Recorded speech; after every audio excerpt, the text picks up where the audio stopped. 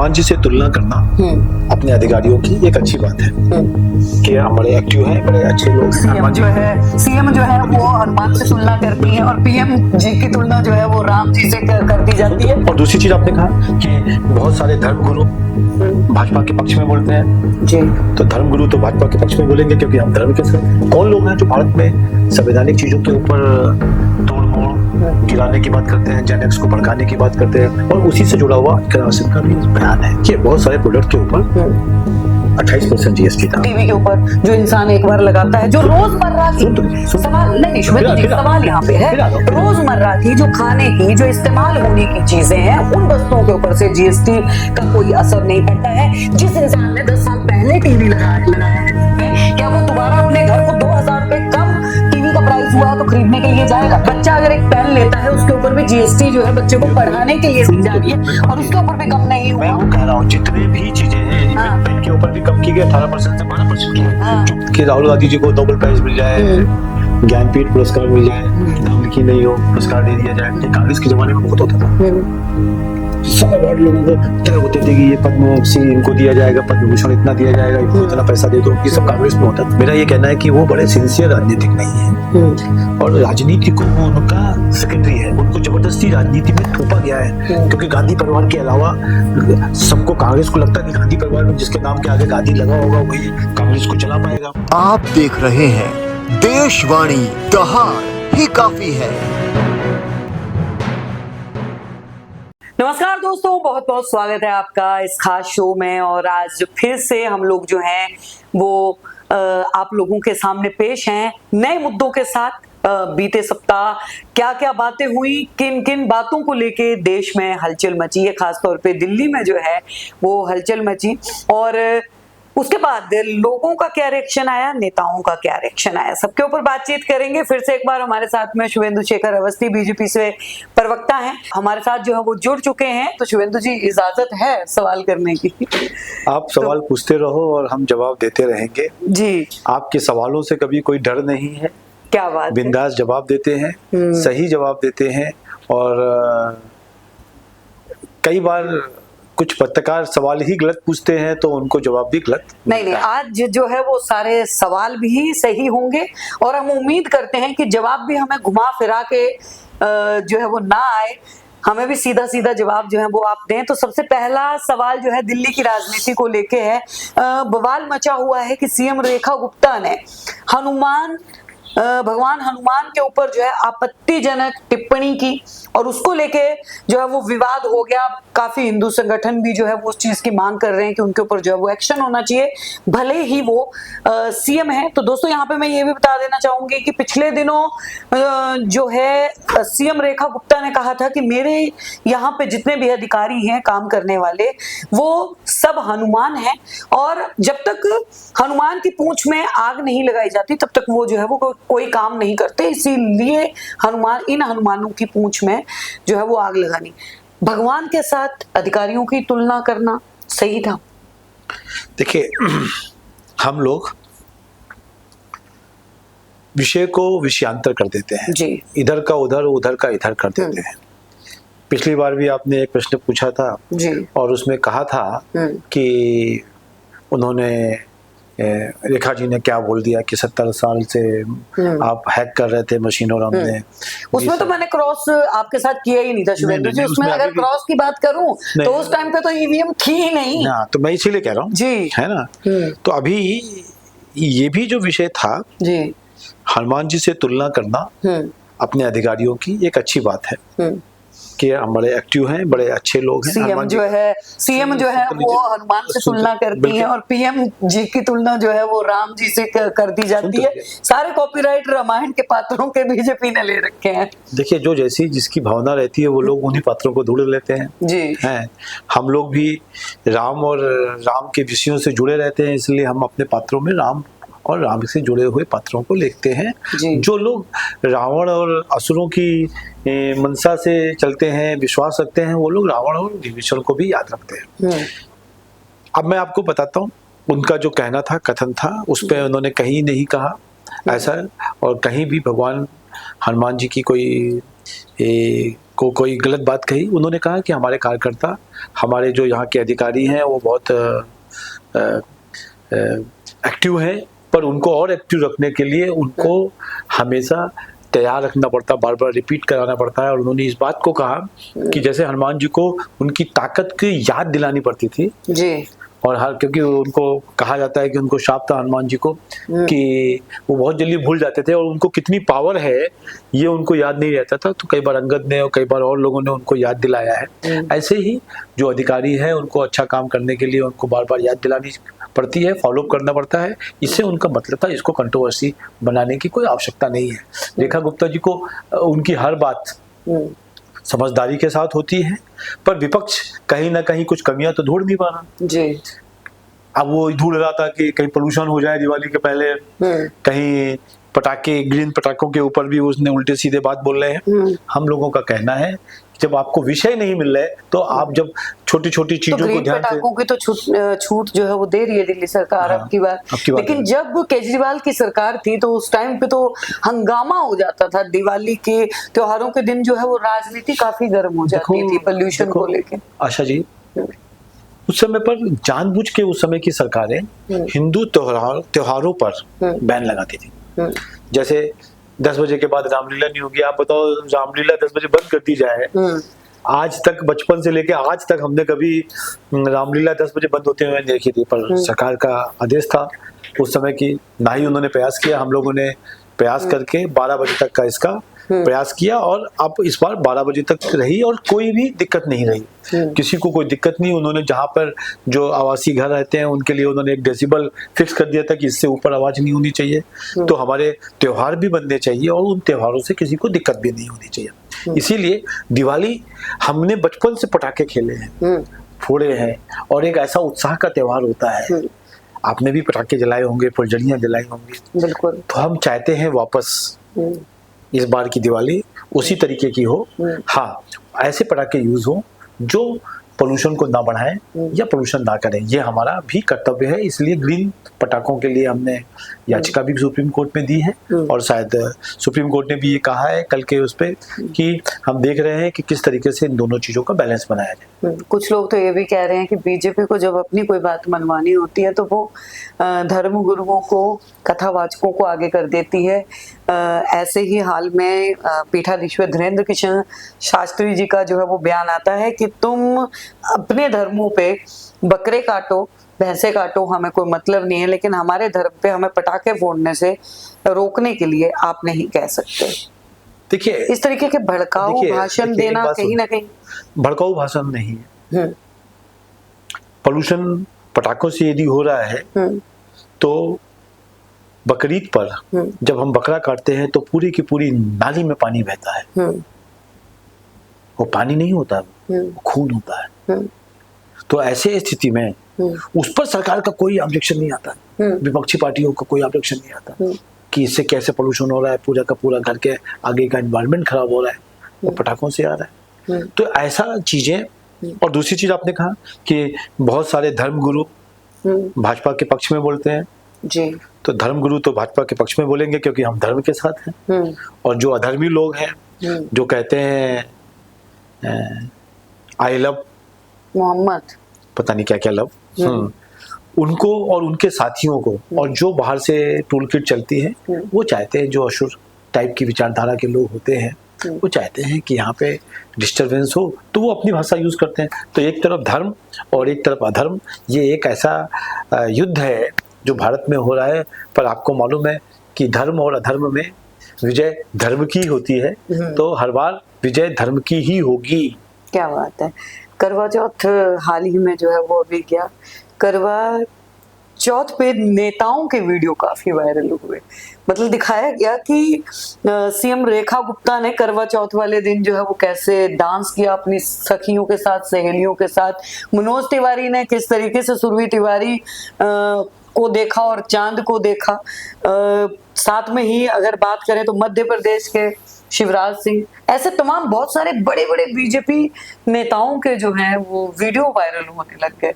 देखिए, इसी को धर्म और अधर्म की बात कही है। जो ये त्योहार हैं हमारे, ये त्योहार हमारी सांस्कृतिक एकता के लिए बहुत जरूरी है। और जब हम सनातन की बात करते हैं तो ये त्योहारों का बड़ा योगदान है। और करवा चौथ तो इतना पवित्र त्योहार है कि एक पत्नी पूरे दिन अपने पति के लिए प्यासी रह के पूजा करती है। और कोई भी हिंदू धर्म की कोई भी कम्युनिटी हो वो इसको फास्ट करती है। अलग अलग तरीका हो सकता है। तो हमारे नेता भी उसके साथ कोई बाहर के नहीं है। और जब वो हमारे नेता भी लोगों के साथ मिलके त्योहार करते, मैंने भी वो वीडियो देखा रेखा जी का कि सब महिलाओं के साथ बैठ के उन्होंने वो थालियां चेंज करी, फिर उन्होंने डांस मतलब किया। ये कहना गलत नहीं है कि मैंने पिछली बार भी कहा था शुभेंदु जी कि सबसे ज्यादा इस्तेमाल जो है सोशल मीडिया का नेता लोग कर रहे हैं। सोशल मीडिया का सबको करना चाहिए अच्छी बात के लिए। सोशल मीडिया का बहुत नकारात्मक भी लोग प्रयोग करते हैं। आप तो देखते हो कि कैसे कैसे वीडियो भी आते हैं सोशल मीडिया पे। उनका काम है नकारात्मक चीजों को बढ़ाना, हम सकारात्मक और धार्मिक चीजों को बढ़ाएंगे। धर्म आगे बढ़ेगा, अधर्म हारेगा। चलिए थोड़ा सा कंट्रोवर्सी वाले मुद्दे के ऊपर आ जाते हैं। इकरा हसन को लेकर भी जो है वो काफी विवाद हो रहा है कि उन्होंने जिस तरीके की टिप्पणी की कि जो बंगाल में हुआ, जो जिस तरीके से जो है वो नेपाल में हाल ही में हुआ, बहुत जल्द जो है वो भारत में भी हो सकता है इस तरीके के। लेकिन उसके बाद हिंदू संगठनों का जिस तरीके से वो करना, और कहीं ना कहीं ये कहा जा रहा है कि बीजेपी शय देती है ऐसे लोगों को और बढ़ावा दे रही है इन मुद्दों को ज्यादा। नहीं, बढ़ावा अपना देखिए, अपना विचार रखना कहीं ना कहीं शुभेंदु जी सबका अधिकार है भारत के अंदर, गलत तो नहीं है। आप क्या कहेंगे इसके ऊपर? देखो आशा जी, विपक्ष को अब लगने लगा कि अब हम भारत में बहुत वर्षों तक नहीं आ पाएंगे। हमने 2047 तक की तो प्लानिंग कर ही रखी है कि हम भारत को विकसित प्लानिंग भारत। तो 400 पार की फिर रखी थी। हाँ ठीक है, तब भी हम ही तो जीते जी। हम जो प्लानिंग करेंगे, हम टारगेट बनाएंगे, भारत को आगे ले जाने की बात करेंगे, हो सकता है वहां तक ना पहुंच पाए, या तो उससे आगे या उससे पहले पहुंचेंगे। पर एक हम अपना लक्ष्य तो रखते ही हैं जी। तो 2047 तक तो विपक्ष को कहीं नजर आ नहीं रहा है कि जनता उनको समझ भी पाएगी, या कांग्रेस के लोगों को वो आगे ला पाएगी, या कोई और विपक्ष के लोगों को। जी।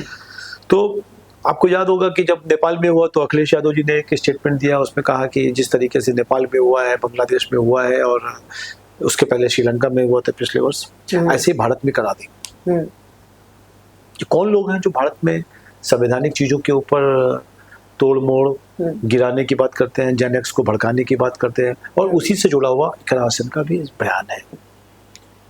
ये जो बयान है इकरा हसन का, वो बिल्कुल उसी तरीके का है जैसा अखिलेश यादव जी ने कहा था। अखिलेश जी ने भी यही कहा कि जेन एक्स है वो गिरा देगा।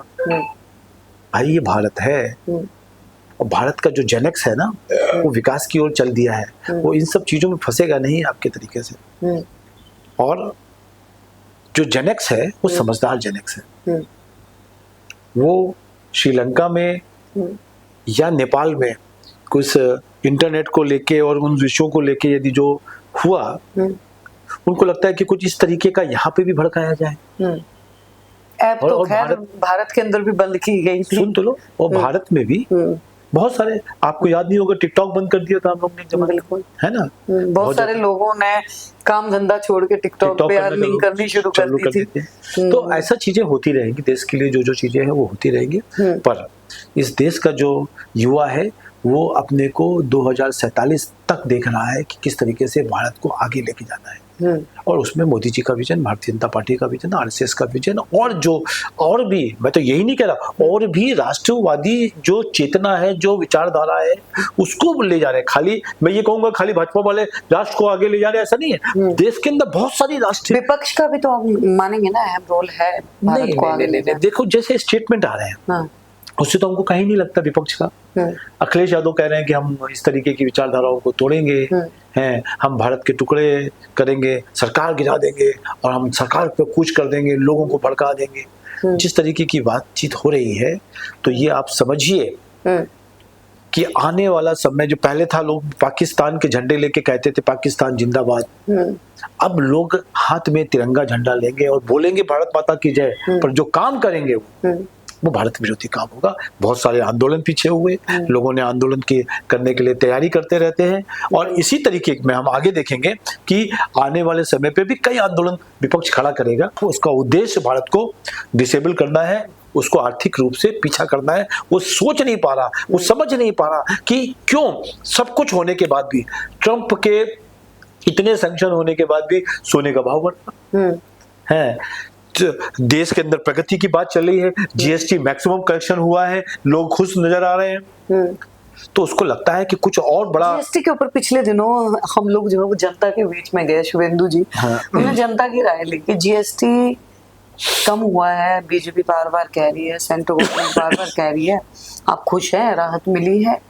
तो बहुत सारी महिलाओं की अगर बात कर ली जाए, बहुत सारी महिलाओं का कहना है कि दूध तो उसी भाव आ रहा है, पनीर उसी भाव आ रहा है, हमें तो कोई राहत नहीं मिल रही, हमें तो आटा दाल चावल जो जिस भाव आता था उसी भाव आ रहा है, कहाँ पे राहत है? अगर बड़े बड़े कॉर्पोरेट कंपनियों को राहत मिल रही है तो फायदा भी पहले उन्हीं को होता था, अब राहत भी उन्हीं को मिल रही है, तो ये ढिंढोरा क्यों पीटा जा रहा है जीएसटी वाला? देखिए, बहुत सारे प्रोडक्ट के ऊपर 28% जीएसटी था। टीवी के ऊपर जो इंसान एक बार लगाता है, जो रोजमर्रा की सवाल नहीं शुभेंदु जी, सवाल यहाँ पे है, रोजमर्रा की जो खाने की जो इस्तेमाल होने की चीजें हैं, उन वस्तुओं के ऊपर से जीएसटी का कोई असर नहीं पड़ता है। जिस इंसान ने 10 साल पहले टीवी लगाया है घर पे, क्या वो दोबारा अपने घर को 2000 रुपए कम टीवी का प्राइस हुआ है तो खरीदने के लिए जाएगा? ये जनता पूछ रही है, ये सवाल मेरा नहीं है, ये जनता का है। अच्छा समझो आप इस बात को, आज आप मेरे साथ चलो और कई टीवी जो बेचने वाली कंपनियां हैं वहां पे जाओ, आपको खड़े होने की जगह नहीं मिलेगी। वो क्या जनता नहीं है? जो 28% बढ़ा था तब भी ले रहे थे, सुन तो लीजिए, तो 28, हाँ बढ़ा था तब भी ले रहे थे, अब 28% से सुन तो लो, 28% से यदि 18% हो गया, 10% कम हुआ, यदि 1 लाख रुपए का टीवी है तो 10,000 रुपए कम हुआ। मेरा ये कहना है कि जो चीजों की आप बात कर रहे हो, पनीर दूध या और जो रोजमर्रा की चीजें थी, उसमें पहले भी जीएसटी बहुत कम था, उस पर चेंजेस ही नहीं हुआ, तो उसमें 18% तो उसपे भी था, कुछ नहीं, वो पैक्ड फूड के ऊपर था। सुन तो लीजिए, पैक्ड फूड के ऊपर था। मैं आपको कह रहा हूं शुभेंदु जी, मैं भी एक महिला हूं, किचन में मैं भी काम करती हूँ, बच्चा अगर एक पेन लेता है उसके ऊपर भी जीएसटी जो है बच्चे को पढ़ाने के लिए दी जा रही है, और उसके ऊपर भी कम नहीं हुआ। मैं वो कह रहा हूँ, जितने भी चीजें हैं, इवन पेन के ऊपर भी कम की गई, 18% से 12% की गई। जो पैक्ड फूड है उसके ऊपर जो जीएसटी थी उसको भी कम किया गया है, और जो महिलाएं आपको ये कह रही हैं, इसका प्रभाव आपको इमीडिएट दिखाई देगा। जो गाड़ियां लोग ले रहे हैं उसमें इमीडिएट दिखाई दे रहा है, जो इसको बाइक लोग ले रहे हैं उसमें कम दिखाई दे रहा है, और इसका जो प्रभाव है और थोड़े दिनों के बाद ज्यादा दिखाई देगा। चलिए एक और बड़ा जो है वो सवाल लेती हूँ।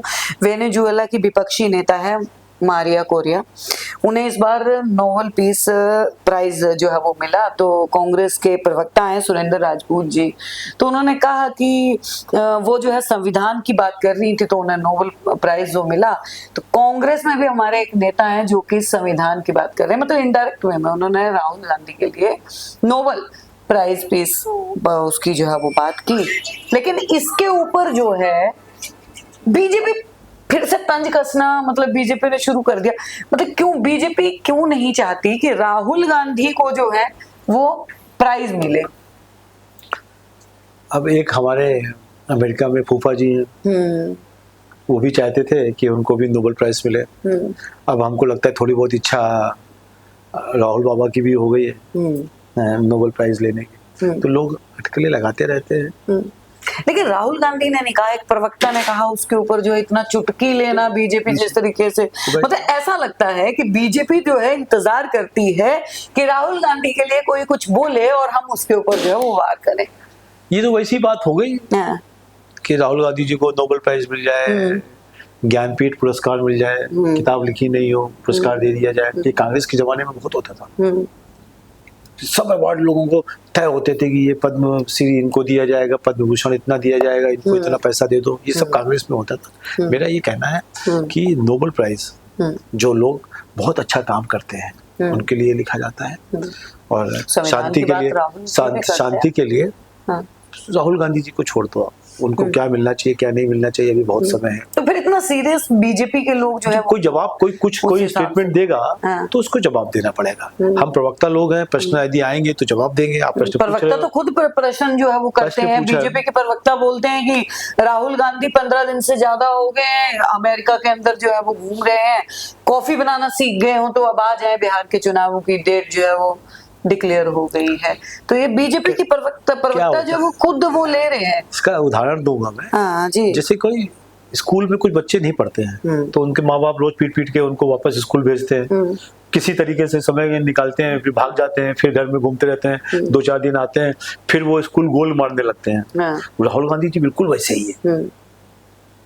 स्कूल में उनका मन नहीं लगता था पढ़ाई करने में जैसे बच्चों का, वैसे उनका राजनीति में मन नहीं लगता, उनका ज्यादा विदेश में मन लगता है। ऐसा नहीं है, एक कहावत तो ये भी है कि जब शेर ने जो वो वार करना हो तो वो 4 कदम पीछे जाता है। 4 कदम हो 7 कदम हो पीछे पीछे जा रहे हो। मेरा ये कहना है कि वो बड़े सिंसियर राजनीतिक नहीं है और राजनीति को वो उनका सेकेंडरी है, उनको जबरदस्ती राजनीति में थोपा गया है क्योंकि गांधी परिवार के अलावा सबको, कांग्रेस को लगता है कि गांधी परिवार में जिसके नाम के आगे गांधी लगा होगा वही कांग्रेस को चला पाएगा।